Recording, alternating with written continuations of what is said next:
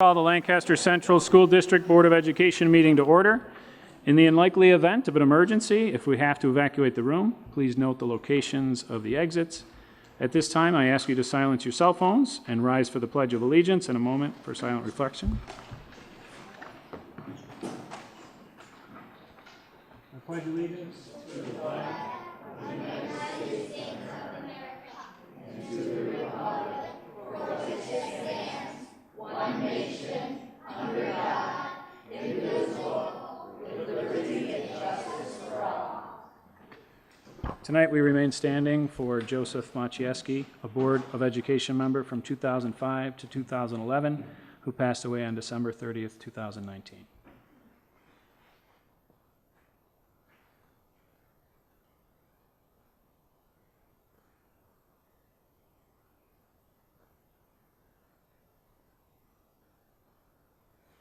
Thank you, everyone.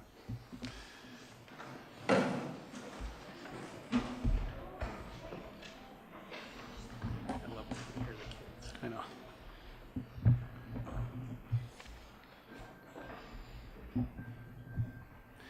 So before we begin, I would first like to acknowledge these three young men in the front row who gave us that Pledge of Allegiance with such exuberance. It was quite uplifting, so thank you very much, gentlemen. We also have a guest tonight, Mr. David Lowry from the Erie County Association of School Boards. Welcome. And we also have Karen Howard, who is Community Affairs Assistant to Senator Patrick Gallivan. Thank you for coming and welcome. We'll start tonight with 4.0 presentations. We have 4.1, we have a service learning presentation from Court Street Elementary. Mrs. Kleinert. Yeah, we can ask the board to sit towards the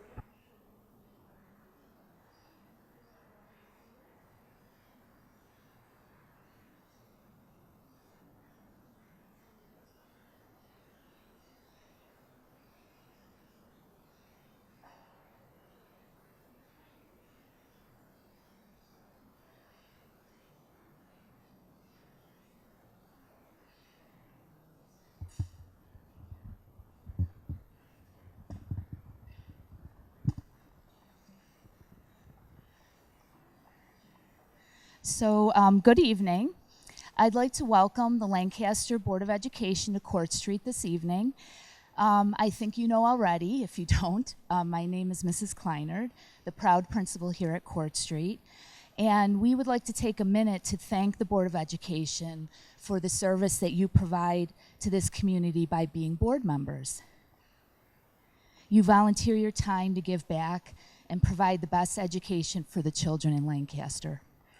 Just like you, we're providing opportunities for our students to give back to the community through service learning. So, tonight's presentation is about service learning at Court Street, and who better to present but our experts. These are students from Kids Helping Kids Club, and I'm going to turn it over to them. Good evening. Welcome to Court Street Elementary School. My name is Caroline Dupre, and I am a third grader in Kids Helping Kids Club. Here at Court Street, we love doing service projects. This evening, we will talk about projects we have done in the past and present to serve our community. We will also discuss some future service projects happening in 2020. It is my pleasure to introduce you to Sawyer and Maya. They will be telling you some of the service projects we have organized in the past. Hello, my name is Sora Kajewski. Last school year, we had a number of service projects. Nicholas Fernandez was a fundraiser for Habitat for Humanity. We also raised $132. We also had a wishing well for Make-A-Wish Foundation, which was $250. Court Street also raised $138 for juvenile diabetes. Last school year, we also supported the Lancaster Clothes Closet by collecting gently used clothes for the Youth Bureau. Hello, my name is Maya Faruja. During last year's District Day of Kindness, Court Street collected Snuggle Buddies for foster care homes to help children feel more comfortable. At the end of the school year, we thanked our bus drivers by making a fun video about why we appreciate our drivers. We also created a thank you book for each driver. Good evening. My name is Alexander Kruger, and now we are going to talk about service projects we did this year at Court Street. We helped our own school PTO by making treat bags for haunted hallways. This is a big event at Court Street. Hello, my name is Logan Ford. In November, we had our yearly canned food drive and collected over 1,000 food items for the local food pantries. We also made Thanksgiving decorations for the Day of Giving for the Lancaster Youth Bureau. Hello, my name is Joshua Koo. Kids W Kids Club made poster and drop-off spots for the coat drive this year. We also collect mittens and winter hats. All of these warm items were donated to the Lancaster Youth Bureau. We also made ornaments for the Day of Giving at the Lancaster Youth Bureau. At Court Street, we have future plans for service projects. On the District Day of Kindness, we will do kindness for caretakers. We are making care packages for children and adults who have loved ones in Oshai Children's Hospital. This is the end of our presentation about service learning in the past, present, and future. Thank you to the Lancaster Board of Education, and we hope you have a great evening.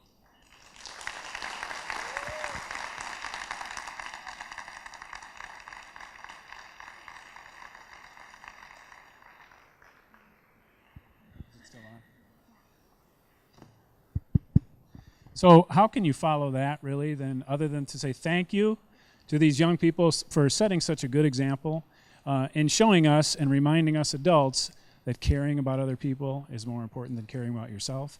And can I ask you, like, when you do things like this, does it make you feel good? Right? And you go home at the end of the day and you're proud of it, right?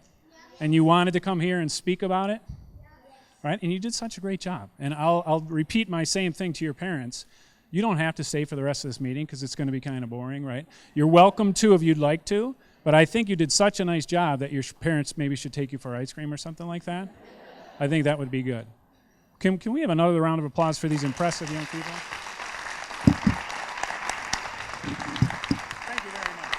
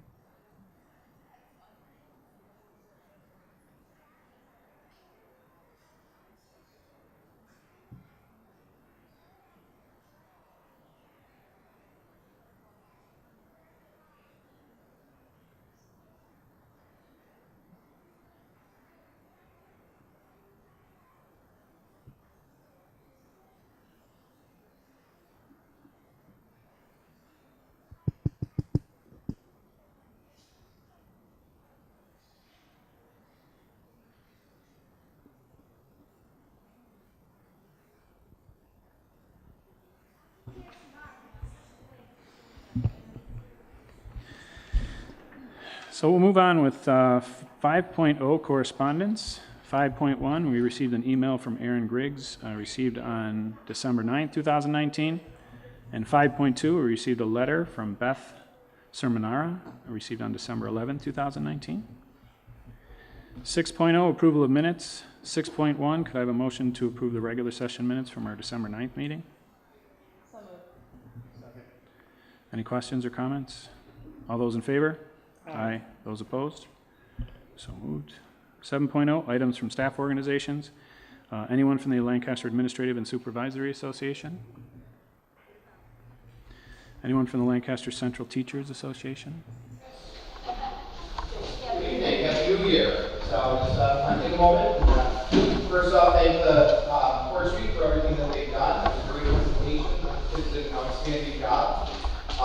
Secondly, we'd like to congratulate one of our own members, Luda, who just this morning was announced as a finalist for the 2020 Music Educator Award from the Grammy Museum. And lastly, just want to take a moment and thank the administrators. I know Dr. Kupol and Ms. Murata, Mrs. Ziegler, Mr. Armstrong, and many of our building administrators attended coming to our December 12th Lancaster Central Teachers Association Rep Council meeting to discuss the ESSA and the new implementations of it. It was a great discussion. I know it was a, your representative talking to you, I think it was a great productive meeting, a lot of discussion, a lot of things, and that was resolved as a result of it. So thank you all so much for coming, and thank you all. Thank you. Anyone from the Lancaster Association of Service Personnel? And anyone from the Lancaster Association of Substitute Teachers? Okay, thank you. 8.0 board reports. Anyone from the board have anything they'd like to report on? Okay, 9.0, we'll turn it over to Dr. Valley, the Superintendent's Administrative Report. I do have a few things. First of all, an update on our new Legendary Looks. Legendary Looks, which you may recall is our brand new clothing store run by the Special Education Department at the high school. It's now up and running, and it's officially accepting donations. There's a large canvas bin located between the double doors and the main entrance to drop off donations. Their goal is to have enough inventory to have a pop-up event in January. The students have been working really hard to sort and fold clothes in preparations for the opening. That's a really nice thing, so if you have any donations to that, that would be great. Two, just wanted to highlight two pieces of our SRO program. SRO Greco, who's here tonight, there she is. She presented to the 4th, 5th, and 6th grade classes at William Street on digital citizenship. She provided some statistics about when students get their first smartphone, which is 10 years old, but many much younger. When students get on social media, most by 11 years old, with 50% on at least one platform by 12, and some other interesting facts for students and adults in attendance. But most importantly, SRO Greco provided some interesting age-appropriate scenarios with some potential consequences of one's digital footprint. It's so important to teach children how to successfully and safely navigate these powerful devices. So thank you to SRO Greco. The second SRO program update is with regard to the Lancaster Police Department Therapy Dog Program. Lancaster Police Department will be moving forward with a pilot therapy dog program with Officer Sparfield as the handler. Officer Sparfield and their dog Finley will be scheduled to work together with our SROs a few days a month in the schools. The therapy dog will also be available on an on-needed basis to assist in situations where it may be beneficial. We'll see how it goes, and we're all excited about that. Number 3, all Western New York Scholar athletes were announced for the fall 2019 season. Our student athletes are held to a standard of excellence on and off the field of play. Several of our fall athletes were named all Western New York Scholar athletes. Those students are Colin Rice, cross country, and Matthew Skolsky, football. But we had another 49 fall student athletes who earned honorable mention status. Congratulations to all those students. Update on our $77 million capital project. Bids are being prepared for Phase 1, summer 2020 construction at the high school, the middle school, William Street, Como Park, Hillview, and John A. Sholey. We are still awaiting SED approval, but the bid documents are prepared and waiting for that approval notification. A meeting was held last week to start planning for the designs for Phase 2, which is the summer of 2021. Most of that is middle school work. And there'll be an overhaul of the 2022 part of the middle school building. So all's on track, and with SED approval, we're ready to roll. And finally, I wanted to mention Mrs. Ruda's accomplishment, but Mr. Abraham stole my thunder. But that's all right. Absolutely fantastic accomplishment. She's a finalist for 10 in the country, over 50 states, and I think it started with 3,300 teachers. So we're down to 10. So I'm crossing my fingers and wishing her congratulations and good luck. Thank you. Thank you, Dr. Valley. 10.0 is old business. Anyone from the board have any old business they'd like to discuss? 11.0 new business. 11.1 personnel items. 11.1.1, could I have a motion to accept the personnel changes? Second. Questions or comments? All those in favor? Aye. Aye. Those opposed? So moved.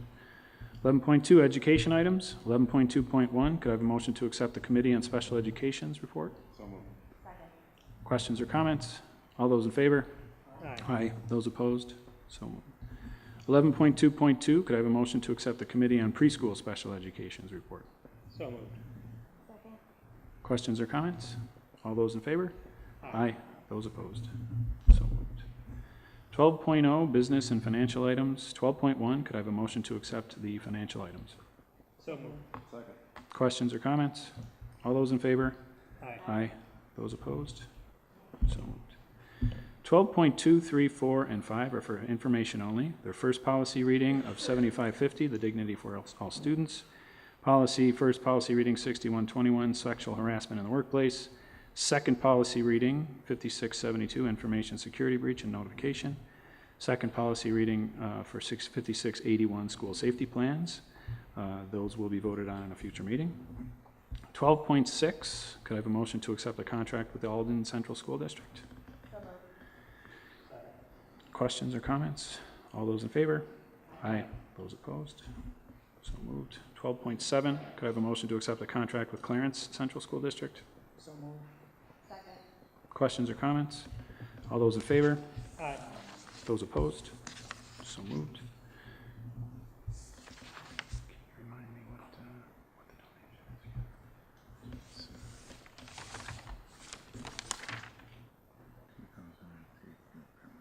From, all right, okay, thank you. 12.8, could I have a motion to accept food service operating reports from November 2019? So moved. Second. Any questions or comments? All those in favor? Aye. Those opposed? So moved. 12.9, could I have a motion to accept a donation, accept the donation? It's from an anonymous donor for $2,000 to pay unpaid meal balances for our students. Second. Any questions or comments? All those in favor? Aye. Those opposed? So moved. 12.0 or 12.10, could I have a motion to accept an additional service agreement with CME Associates? So moved. Second. Any questions or comments? All those in favor? Aye. Those opposed? So moved. 12.11, could I have a motion to accept the contract with Young and Wright Architectural? Second. Any questions or comments? All those in favor? Aye. Those opposed? So moved. 12.12 is a club creation, current events and history. And this is to get the ball rolling on the club in a trial basis. Could I have a motion to accept that club? So moved. Any questions or comments? All those in favor? Aye. Those opposed? So moved. 12.13 is a tax certiorari with Lancaster Court Apartments. Could I have a motion to accept that? So moved. Second. Questions or comments? All those in favor? Aye. Those opposed? So moved. 12.14 is another tax certiorari with Angelo Ingracia. Could I have a motion to accept that? Questions or comments? All those in favor? Aye. Those opposed? So moved. And lastly, 12.15 is another tax certiorari with Broadway Lancaster Realty LLC. Could I have a motion to accept that? Questions or comments? All those in favor? Aye. Those opposed? So moved. We'll move on to 13.0, public hearing. Welcome to all who have come to observe this meeting this evening. This is a time set aside for public hearing, a time when we invite members of the community to share ideas and concerns with us. We welcome this opportunity to hear from you. This is a meeting held in public, each person is given up to 5 minutes in which to address the board. This is a meeting held in public rather than a public meeting, which means we will not be engaging in a dialogue with members of the community this evening. Rest assured, we are listening carefully and we take seriously what you have to say. I would like to ask that you demonstrate respect for us and for one another by speaking to the issues, giving us ideas and sharing your opinions, but not engaging in any personal attack. This policy will be strictly enforced, and anyone violating the policy will be barred from addressing the board in the future. Thank you for your cooperation. First up, we have Joe Prabilski. Is Mr. Prabilski here?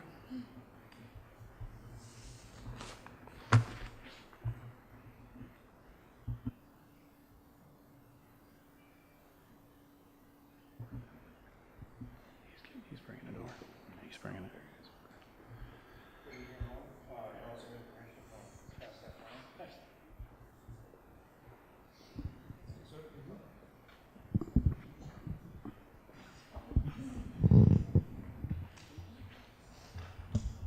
Good evening. Son? Yep. Hear me all right? Yes. Good evening. My name is Joe Prybilski. I reside at 38 Madison Street.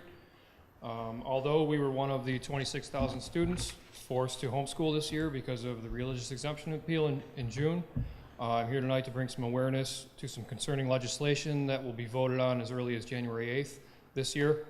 There are multiple bills that would strip parental rights, directly impact the school district that need action. But first I'd like to elaborate on a small but substantial part of history that some of you may or may not know, how we ended up in this particular situation today. The CDC, now known as the Corporation of Deception and Corruption, is no longer a government body. It is a business with over 50 patents that brings in millions of dollars in vaccine-related processes and procedures in the manufacturing and testing of these products to it and its members of the ACIP, which is the board which controls the National Vaccine Schedule. This is essentially as if the Board of Education exclusively was selling papers and pencils to his students for a profit. In 1986, Big Pharma's aggressively lobbied Congress to expand their program, but under one stipulation, that they be granted immunity from all liability. They agreed. At this point, there were roughly 24 vaccines in the schedule.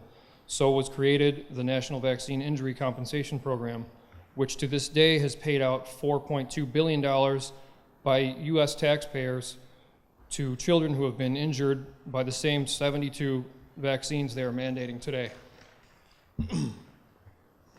They are the only industry on earth that has this zero liability privilege, with our kids at stake. Notice the small increase in numbers since the liability went away.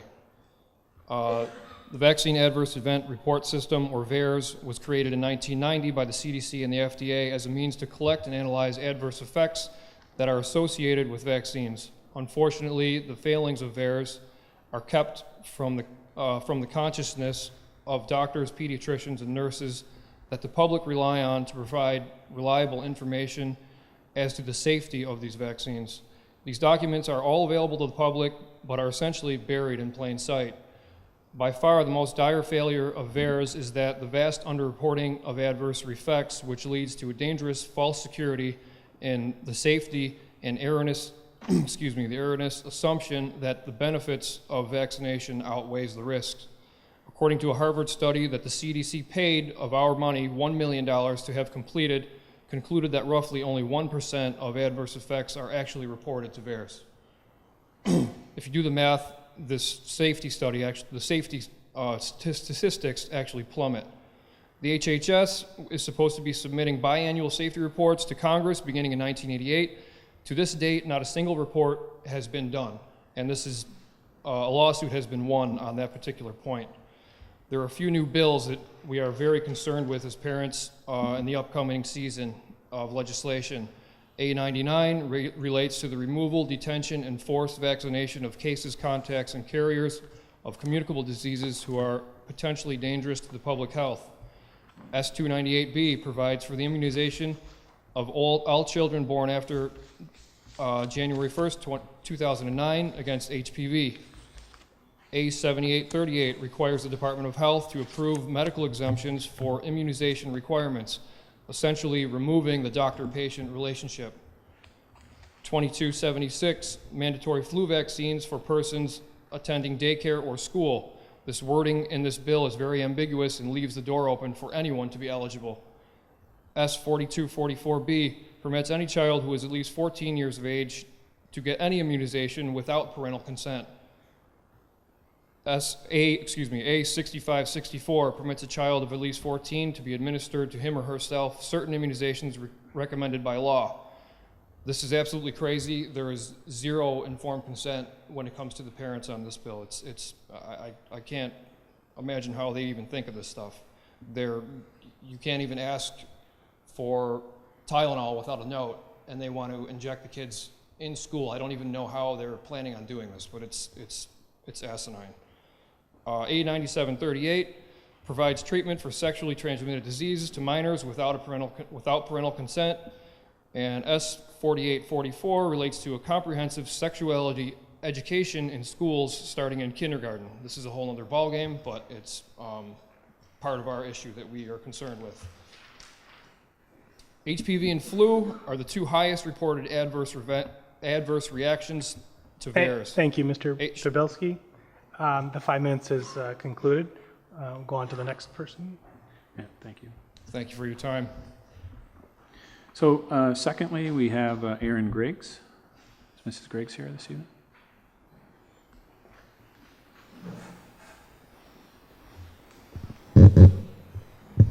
Hello, my name is Erin Griggs, and we reside at 44 Steinfeld. I want to thank you for giving me the opportunity to speak tonight. My husband and I, we have twin boys here at Court Street in kindergarten that just started this year. With a great deal of caution and reservation, we chose to have our boys vaccinated after doing our research and our due diligence. We chose to do this at a very cautious and slow rate because of so many adverse reactions to vaccines. As a special education teacher myself locally, I've worked with a lot of families who have vaccine-injured children, including some of the families right here in this district. While we chose to vaccinate, we agreed that the flu vaccine and the HPV vaccine were never going to be a part of the agenda. We didn't feel the benefit of either one of these outweighed the risks. We wanted to minimize the adverse ingredients such as aluminum, formaldehyde, and thimerosal being injected into our children and minimize the risk of complications as much as possible. While our boys have been very lucky when receiving these vaccines, we did notice a change in Quinn's skin allergies after the last round of MMR. He now breaks out into hives very easily with any amount of cool temp when his skin is exposed. This goes so far as nightly baths where his torso is out of the water. Visible blotches and bumps. He scratches a good deal, but again, my little guy's a trooper. With all this said, we as a family believe in choice. The mandates that are being proposed do not allow a family to choose what is right for them. It is important to ask the board and administration if sexually transmitted HPV is an issue within our school district right now, and if it's happening within our schools. Hopefully it is not. If it is, then we have a bigger issue at hand. It is not that we shouldn't, if it is not, then the families within this district should have the right to choose. Shouldn't we be promoting good health, safe decisions for students and regular visits with a healthcare provider? Why are we looking to keep kids free from an STD by giving them a manufactured, unnatural injection when other measures can be and should be taken? Why as a society are we allowing our government to make parental decisions for us? If we don't push back now as we face these bills, what will be next? Where there's risk, we need to have informed decision, and that includes the ability to get a child vaccinated or not, especially when one like HPV does not directly affect the school setting. It has been suggested that these mandates are not a school-level issue, and yet families must comply in order to attend school. There is no disconnect between the two. Schools are directly affected. It will be the school's responsibility to kick kids out when their parents refuse to comply. It'll be the board's responsibility to deny constitutional right to a free public education when a mother refuses the HPV vaccine because of 400 plus deaths associated with this vaccine. It'll be the district's responsibility to say to a family who cannot get their medical exemption any longer thanks to Bill A7838, which says the New York State Health Department will make the decisions regarding medical exemptions that are no longer, and they will no longer receive their legally obligated special education services. All of this because a parent loves their child and wants to protect them the best way that they know how. As a district, are we really willing to allow unnecessary vaccines forced on children? And for those parents who are unwilling, they will pull their kids to homeschool. This, in the long run, affects all of us. Fewer students means less need for teachers and staff cutbacks with programs because staff is not available. Is the district willing to let this happen? And how can we ignore these mandates are in a direct correlation with our district? It is important to draw the attention to Bill A973 S3899B. This bill in particular is a violation of parental rights and has long-lasting and far-reaching implications. This bill allows for kids to undermine their parents by hiding sexual activity and a supposed need for STD vaccine treatment at the age of 9. If this is necessary, what else is going on in that child's life that needs to be addressed? What is being covered up? If said child has a reaction at school and the parent is unaware of recent vaccines, how can they help? How does that implicate the school and put them at risk? Why is New York State promoting the administering of vaccines such as the flu or HPV, but cannot give a dose of Tylenol without parental permission? There are mixed messages here. This bill is telling kids that they don't have to listen to their parents. If they can undermine us at home by doing what they want with something as serious as health care, what message is sent regarding rules and adult leadership in the school system? It does not give kids much reason to listen to teachers or administration. This is not a simple decision, and it is important that everyone educate themselves on the benefits and risks of these vaccines and make informed decisions. Many districts across the state recognize the importance of parental choice and maintaining the ability of parents to make informed choices for their children. We're asking Lancaster to support their parents in a similar fashion. We ask that the board write a letter to the governor and express the need for parental choice and really do what is best for kids, not what is easy or will produce the most money for those legislators who receive election funding from Merck. All of us as voters need to stand up and tell Albany they have been pushing too hard and districts have a responsibility to protect children and their families. This board represents us as a community, and unless this community no longer believes in freedom, we need your help and voice. Once again, thank you for your time, and I hope that Lancaster will continue to support their families who love their children and truly want the best. Thank you, Mrs. Griggs. Thank you. Thank you. Next, we have Carrie Zimmer.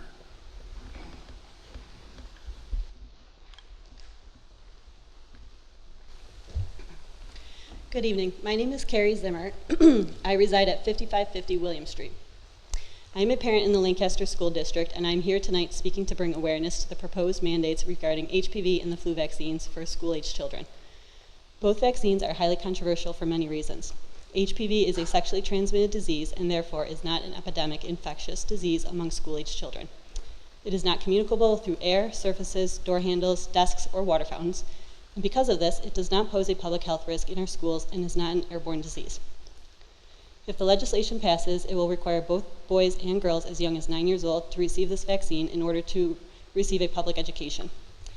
HPV is a virus that in 90% of cases clears the body within 2 years. I know this personally because in 2004, I was diagnosed with HPV at the age of 22 and have since that time have not had an abnormal pap screening from my OBGYN and have been cleared of the virus. Even the American Medical Association has stated that the most HPV infections are harmless and that the current screening methods, which are yearly pap screenings and HPV testing, are enough to identify individuals who are at risk of cervical cancer. Therefore, the American Medical Association reasons that the HPV vaccine does not meet the high threshold for mandating. Dr. Diane Harper, the creator of HPV vaccine, Gardasil, states, and I quote, "Gardasil is more dangerous than the HPV virus it is made to prevent, and the serious side effects that have been reported after Gardasil use could prove riskier than the cervical cancer it claims to prevent."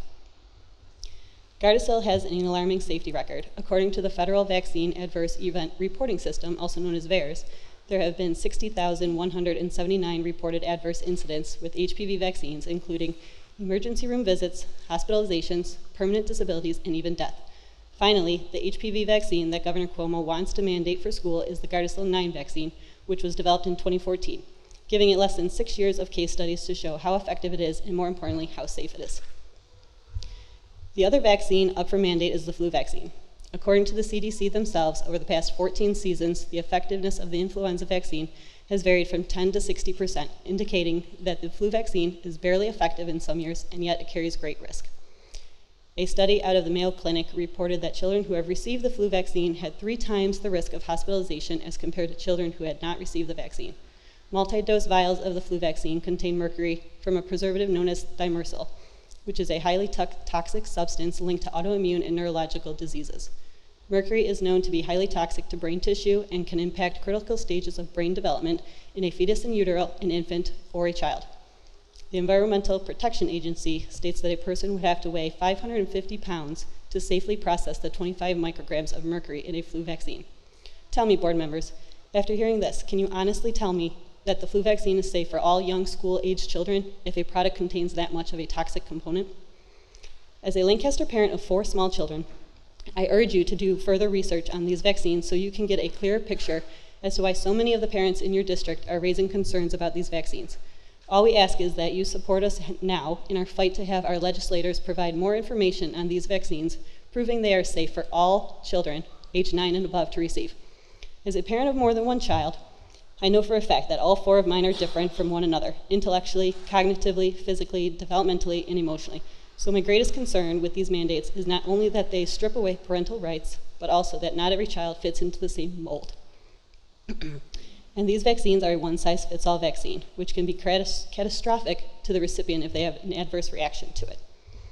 Let me paint you a picture. Ella is 9 years old, a third grader at Court Street. She goes into school on Monday morning beaming to see her teachers and friends. She gets to her first class, and the teacher says, "Ella, you must go to the nurse's office." Once there, the nurse says it's time for your HPV vaccine. Ella, not having a choice to decline the vaccine, now that it is mandatory for her to stay at Court Street, she gets the shot. Later that day, during gym class, Ella starts to not feel well. She collapses while jogging around the gym and begins to have a seizure. 911 is called, and off to the ER Ella goes. Parents are called and rushed to the hospital only to find out that Ella now has neurological damage and is paralyzed, significantly altering her life at the young age of 9.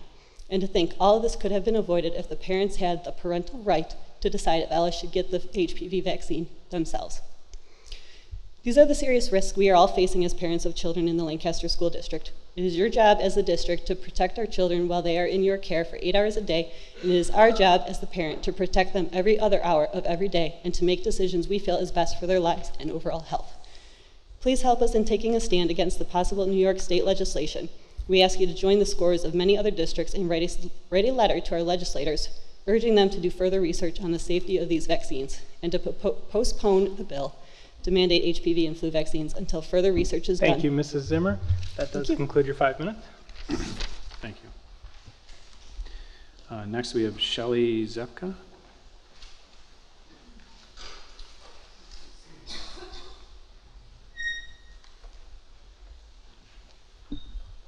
Hi, my name is Shelley Zepka, and I reside at 420 Columbia Ave.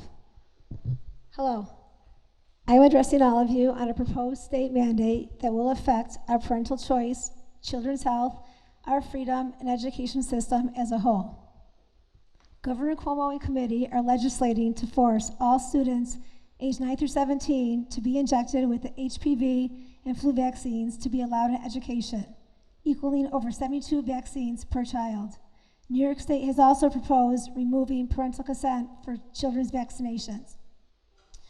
This is affecting Lancaster Central School District and all New York State schools in various ways. With no parental consent, we are allowing our children to make adult decisions.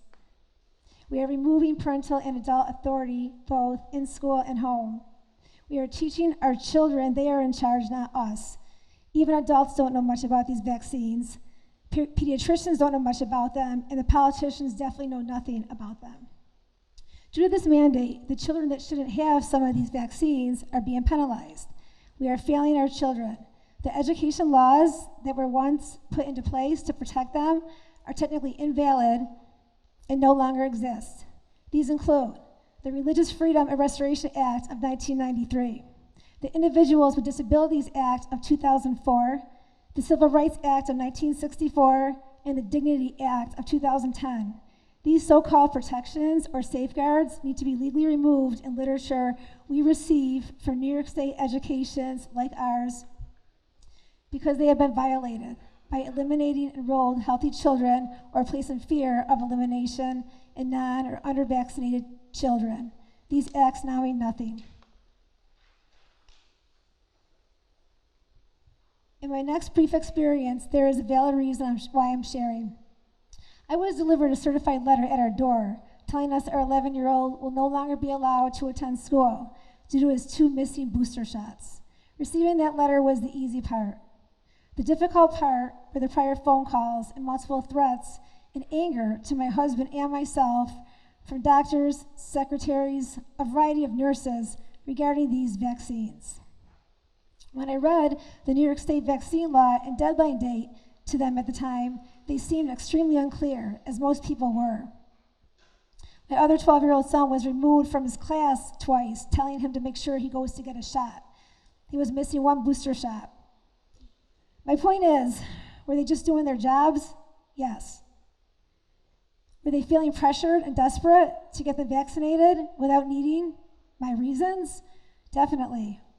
Is this going to affect our 3 boys in the future? Yes. Because based on this experience, when our kids decide on vaccines next year, we're confident they will be threatened and belittled as well, as many healthcare professionals are doing. due to the pressures they are facing by the state and schools, some no fault or beliefs of their own. In closing, so what are we as parents doing about this new vaccine mandate? Well, we are teaching our kids to say no to nurses, doctors, hospitals, and schools that tell them to get vaccinated without us there, whether optional or mandatory.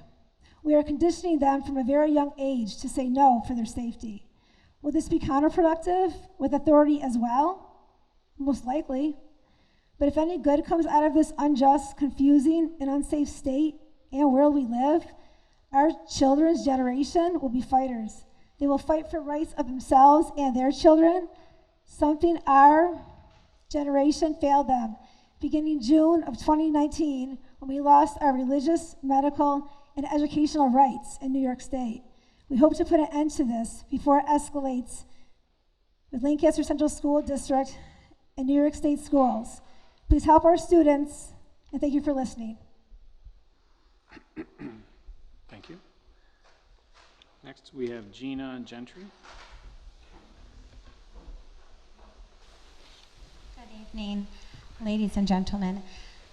As an educator and a parent, I reside at 65 Bissell, sorry. As an educator and parent, I want to thank you for your time to listen to these important issues that are a part of the slippery slope that started back in June of 2019. The removal of the religious exemptions started the government overreach of parental choice, doctor-patient relationships, and schools determining if they accept someone's personal religious belief. The removal affected more than 26,000 students and also did not provide federally mandated services for children with IEPs. It made medical exemptions more difficult to get and left the school districts in shambles over how to interpret the law. Innocent and healthy kids were the victims of a ruthless and corrupt government. So fast forward to now. The government once again has many controversial bills on the table that will directly affect the families and children in your district, which ultimately affects you. The most concerning of these bills for me personally is the HPV. As someone who was injured by the HPV vaccine and has a former student's mother who passed away from complications due to this vaccine, I strongly urge you to consider standing up against more medical mandates that are coming down the pipeline. I will proceed to not give you the American Medical Association as Carrie did, but pretty much there's no compelling public health rationale for mandating the HPV vaccine in school-aged children. In fact, the Gardasil shot has been known to cause over 400 deaths and 60,000 injuries. There are a ton of concerning ingredients in these vaccines, and this one specifically, the polysorbate 80, which is known to cause cancer in humans, and there are multiple adverse reactions and events that are listed in the vaccine insert on the CDC website. So why is a non-communicable disease being forced upon children in a public setting? This isn't about public health anymore. This is about government agenda and catering to an enormous wealthy industry such as Big Pharma. It's about taking away parent rights, and right now there are no exemptions to claim for those that do have sincere religious beliefs. There is not a consideration for parental choice. I have been fighting this since last year when the threat of the repeal bill was in the works. I have challenged many health experts, doctors, and nurses.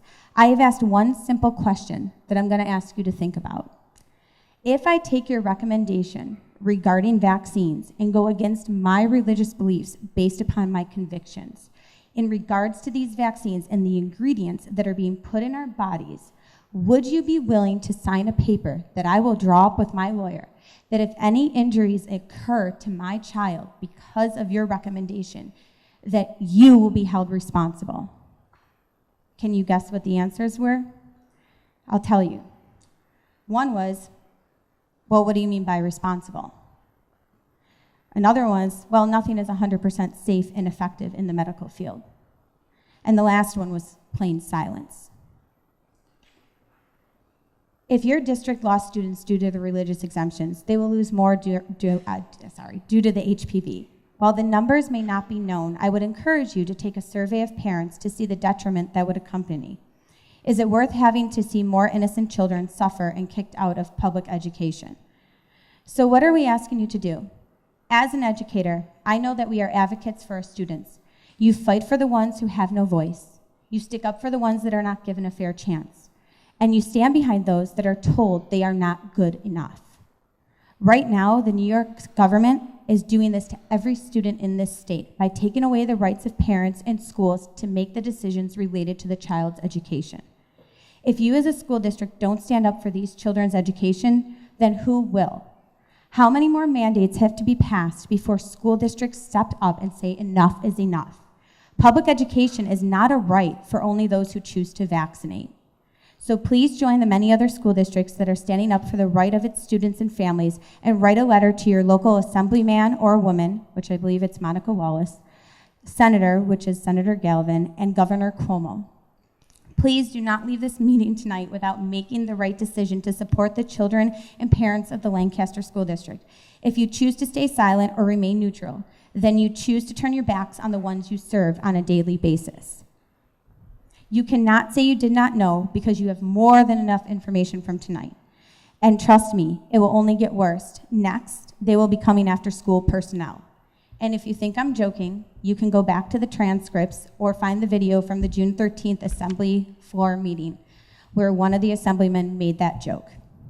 Let's not wait until then to take a stand. I thank you so much for your time and your action in regards to this issue. Thank you. Next, we have Erica Case.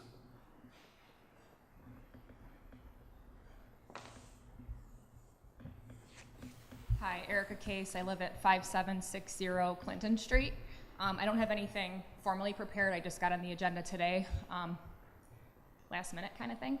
I am echoing everyone's sentiment here, basically stating that the removal of the religious exemption already impacted lots of families negatively. Some had to go against the religious beliefs to get in school. Others chose to homeschool. These additional mandates, in my opinion, the flu shot is 10 to 40% effective.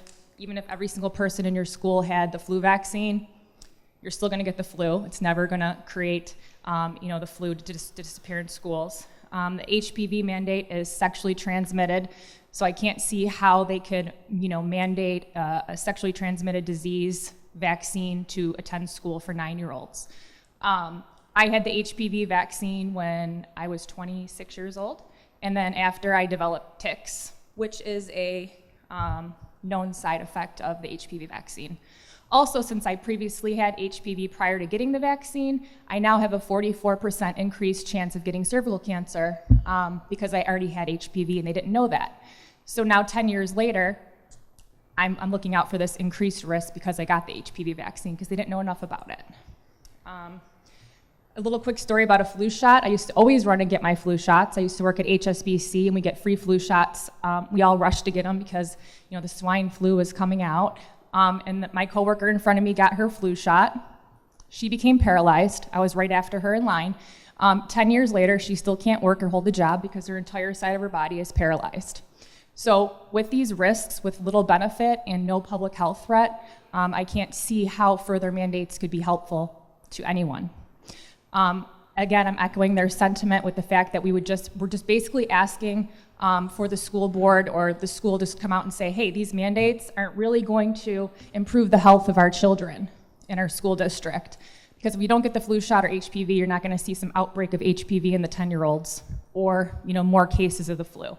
Again, it's to me, it's a parent's choice. If they want to take that risk on and they perceive the benefit is greater than the risk, then I believe that's up to them. But I've personally seen damage from both shots, and I don't feel this is a mandate that should be put on anyone. So I would just ask you to consider writing a letter like other school districts in New York State, just to show your support against further mandates. Thank you. Thank you. Next, we have Carol Poliner.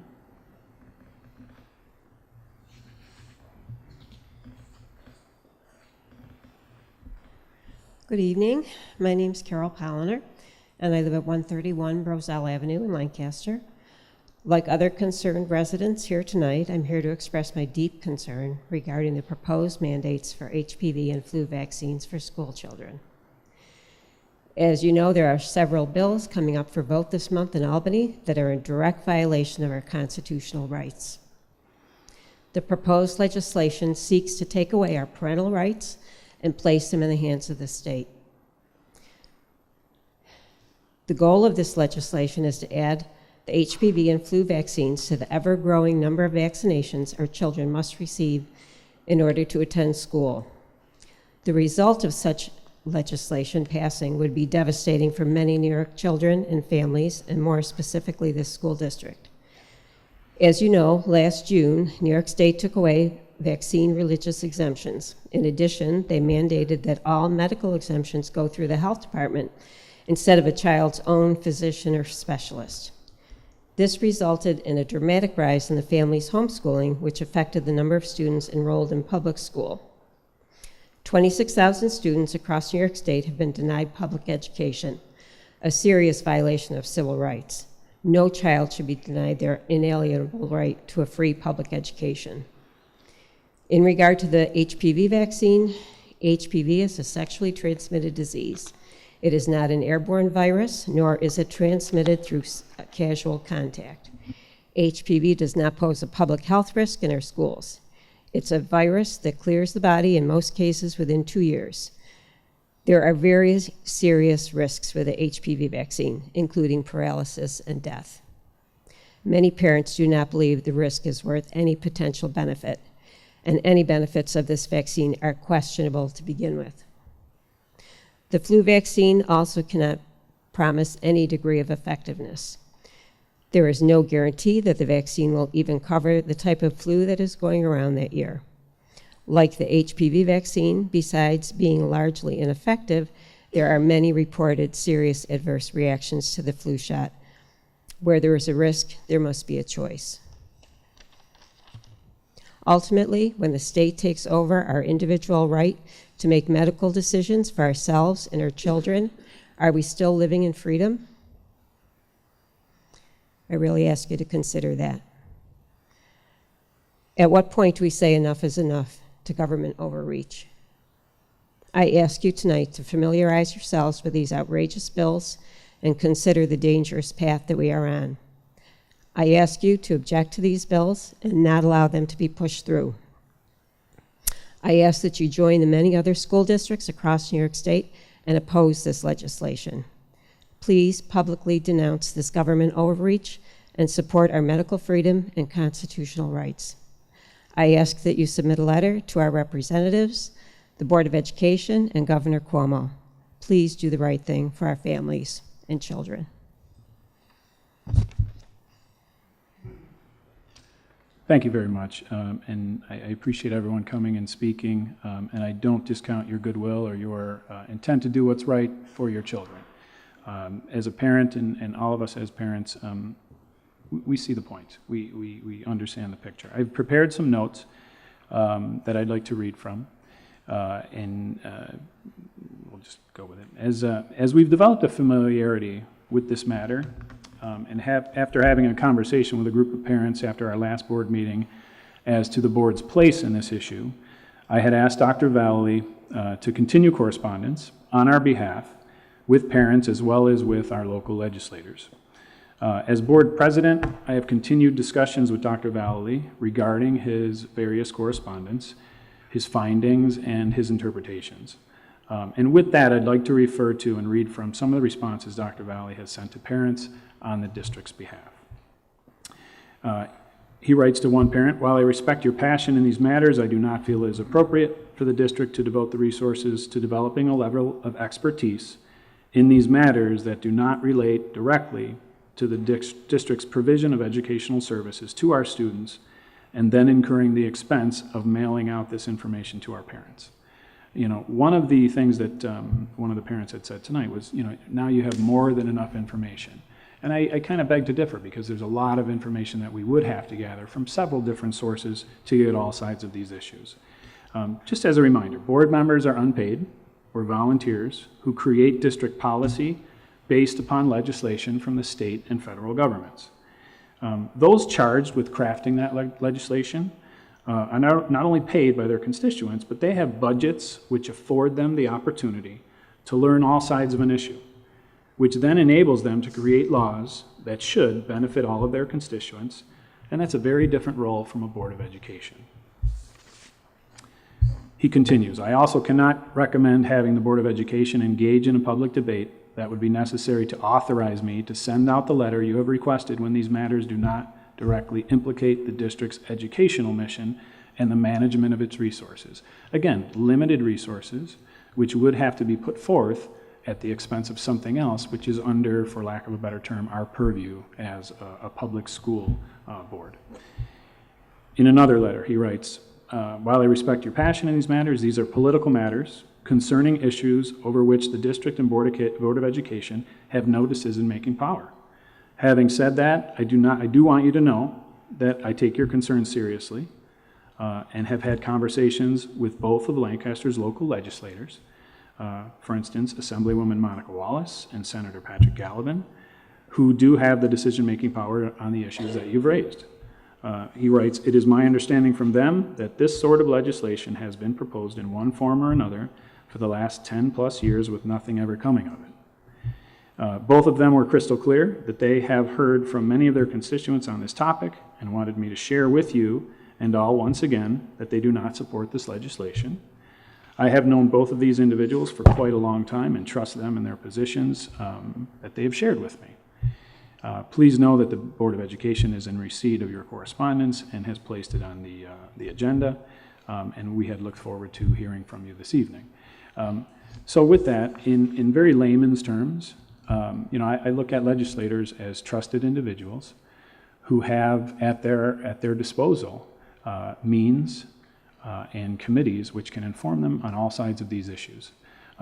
In a personal letter from Monica Wallace to Dr. Valley, she wrote something to the effect of, I have a feeling about vaccines, but I trust my pediatrician and follow his direction with some research. And I sort of share personally that view. We have a pediatrician that we respect a great deal, and we trust his guidance. As far as making decisions within a public school, on a school board, this falls outside of our purview. And I think it would, to have one meeting and then all start advocating for a specific side, I think sets a dangerous precedent for any school board. And while I can completely accept and understand that other schools may write letters of advocacy, I think Dr. Valley, with the charge that we have given him, has gone above and beyond in terms of communicating and relaying this message and relaying it to us as well. So with that, I hope that gives our point of view somewhat. Again, I thank you for your time in coming here to speak. And I look forward to what we hear from our legislators. And again, Mrs. Howard is here this evening. Within this letter that Dr. Valley shared, he does have the contact information for both legislators. And again, I would refer you to them. So thank you. With that, could I have a motion to adjourn the meeting? So moved. Any other questions or comments? All those in favor? Aye. Those opposed? Thank you for coming, everyone. Our next meeting is scheduled for, we have a budget work session on January 27th of 2020 at Central Avenue School at 6:30. And our next regular session will be February 10th at John A. Sholey School at 7 p.m. Thank you.